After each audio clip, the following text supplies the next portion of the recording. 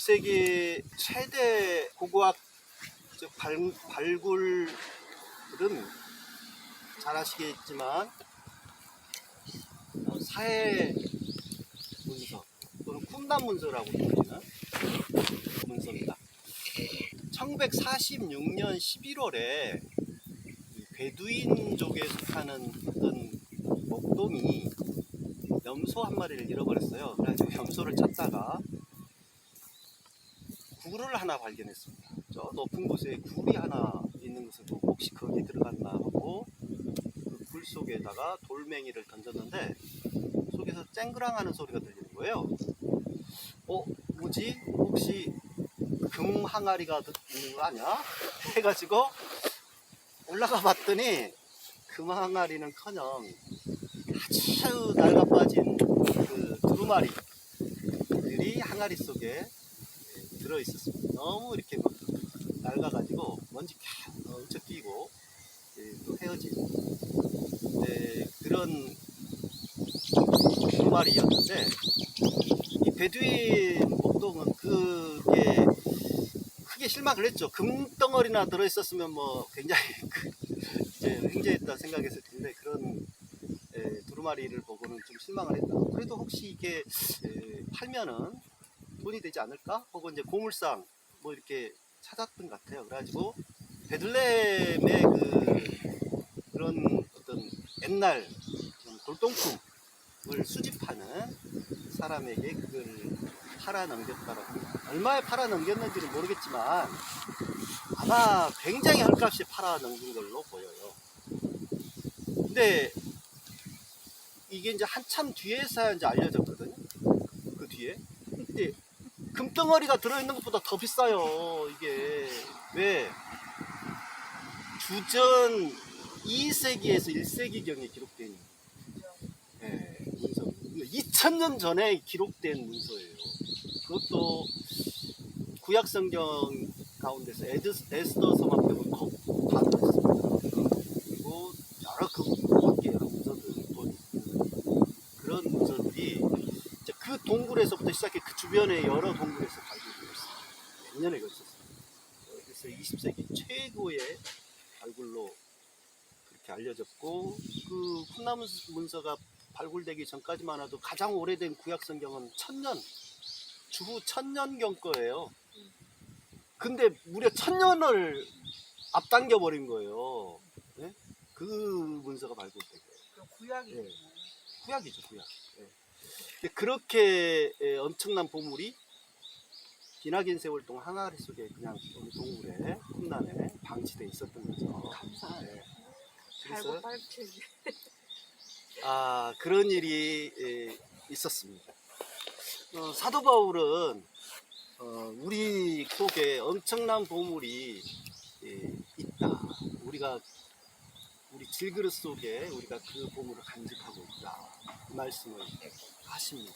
이거는 이제 보물과 질그릇이라는 말이 다 지금 은유로 지금 말씀을 하고 있는 거죠.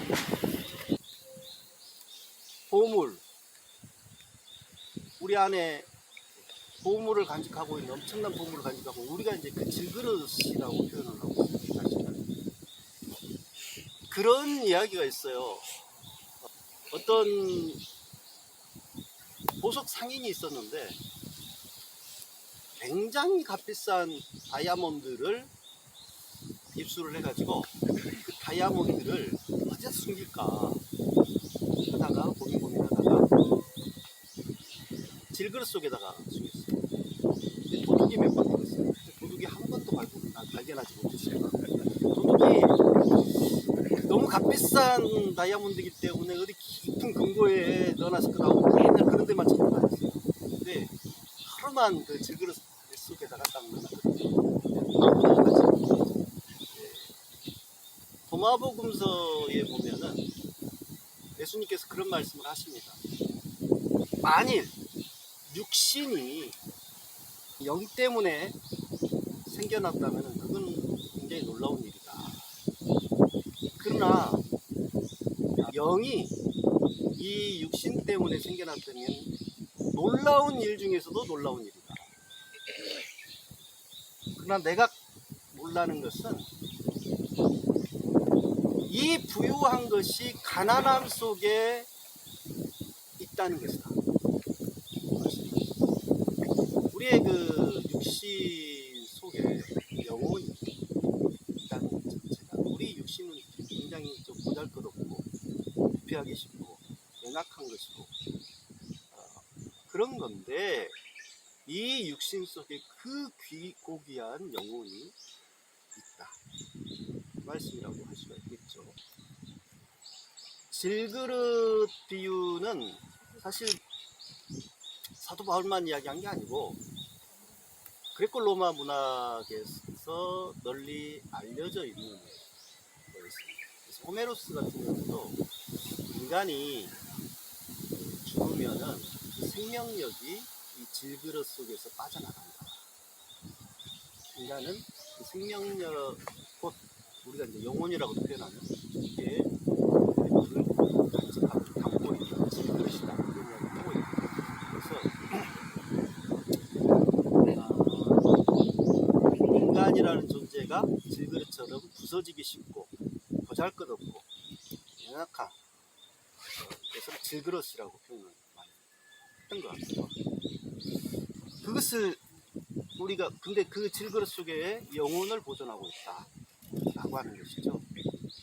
근데 하나님에 대해서 우리가 성경 말씀 보면은 토기장이라고 많이 종종 하나님을 비유합니다. 하나님이 귀하게 쓸 그릇도 만들고 천하게 쓸 그릇도 만들고 하는 토기장이시다.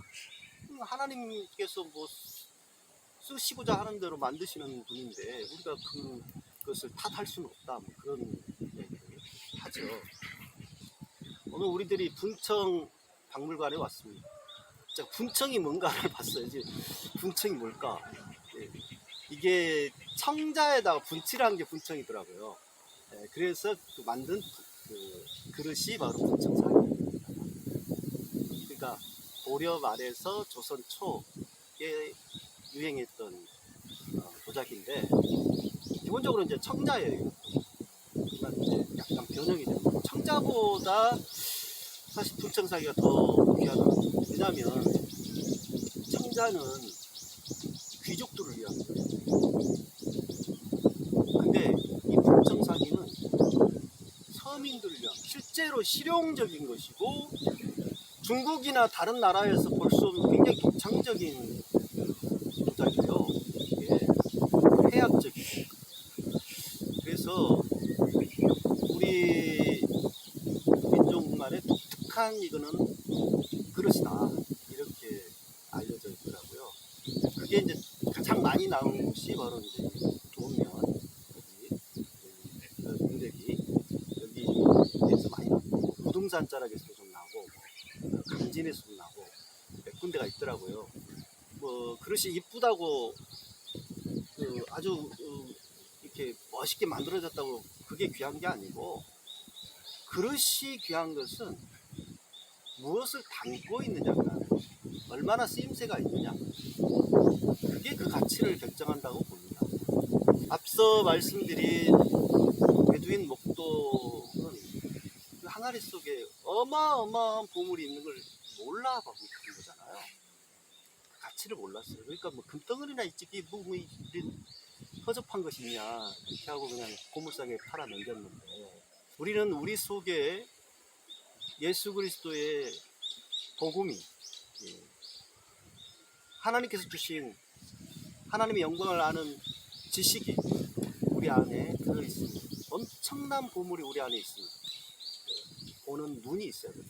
그래서 그것을 깨닫고, 사실 인간의 판단과 생각과 감정 모든 것을 결정하는 것이 이제 뇌라고 하는 것이 밝혀졌지 않습니까?